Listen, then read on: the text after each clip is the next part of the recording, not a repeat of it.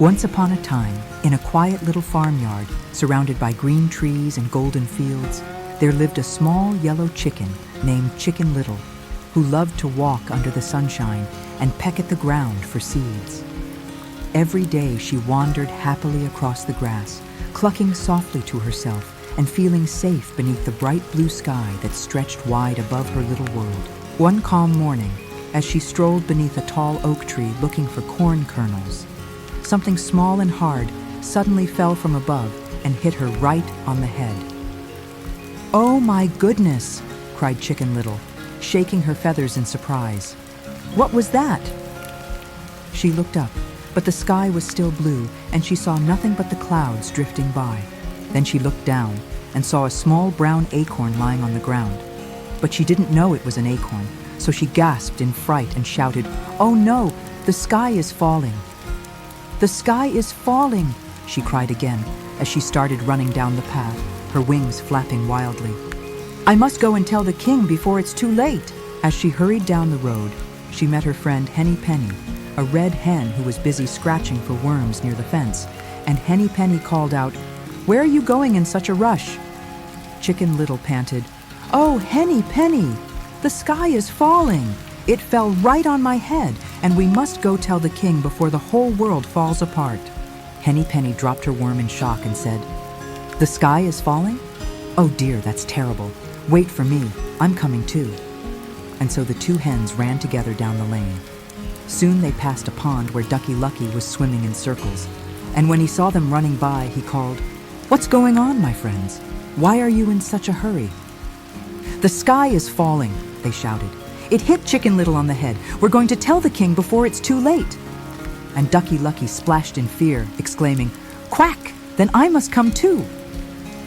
Now the three of them, Chicken Little, Henny Penny, and Ducky Lucky, ran side by side, their feathers flying and their voices echoing through the fields as they cried, "The sky is falling!" After a while, they met Goosey Loosey, who was cleaning her feathers beside the path, and she stopped them, saying, "My goodness! Where are you all going in such a hurry?" "The sky is falling," said Chicken Little. "It hit me on the head. We must go tell the king before the world ends." And Goosey Loosey gasped, "Oh heavens, I must come too." So now there were 4 frightened birds running together, making quite a noisy parade as they clucked and quacked their way down the road, calling, "The sky is falling, the sky is falling."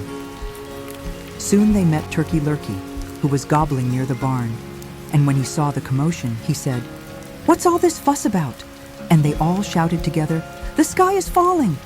Turkey Lurkey's eyes grew wide with fear, and he said, "If the sky is falling, then I must come too." And now 5 birds hurried along the dusty road toward the king's castle. They made a funny sight, feathers floating, wings flapping, everyone talking at once, and all convinced that the sky was truly falling down. As they reached the edge of the forest, the sunlight faded and the air grew cool, and from behind a bush stepped a sleek orange fox named Foxy Loxy. He smiled with shining eyes and said in a smooth, friendly voice, "Well, well, my fine feathered friends, why are you running so fast on such a lovely day?" Chicken Little clucked, "Oh, Foxy Loxy, haven't you heard? The sky is falling.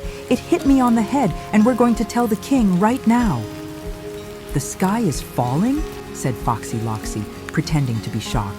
"That's dreadful! But you're going the wrong way. The king's palace is this way. Follow me, and I'll show you the shortcut." The animals sighed in relief, thankful for the fox's kindness, and without thinking twice, they followed him deeper into the forest, their little feet rustling on the leaves. The trees grew taller, the light dimmer, and the path narrower, but Foxy Loxy kept saying gently, "Just a bit further, my friends. The palace is not far now." Henny Penny whispered nervously, "It's so dark here." But Chicken Little, still worried about the sky, said, "We must be brave. The king needs to know what's happening."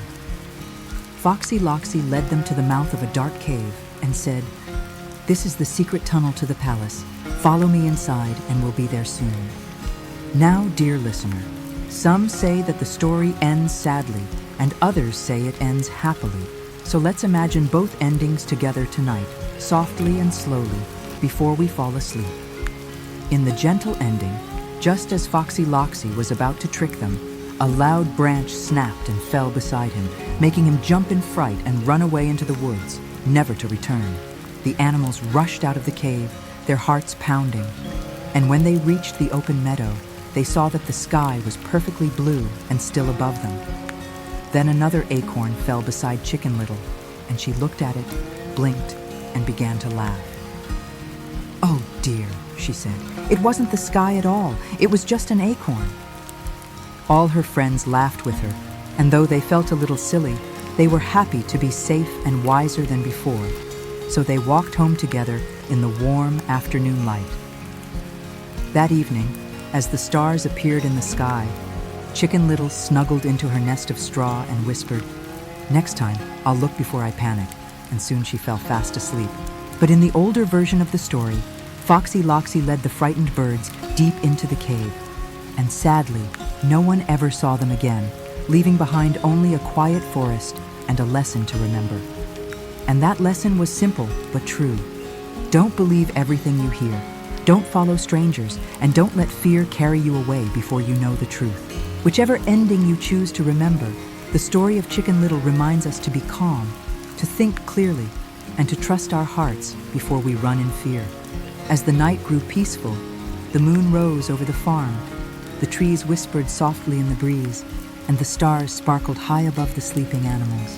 Good night, Chicken Little. Good night, Henny Penny. Good night, Ducky Lucky, Goosey Loosey, and Turkey Lurkey. Good night even to you, Foxy Loxy. And good night, little listener.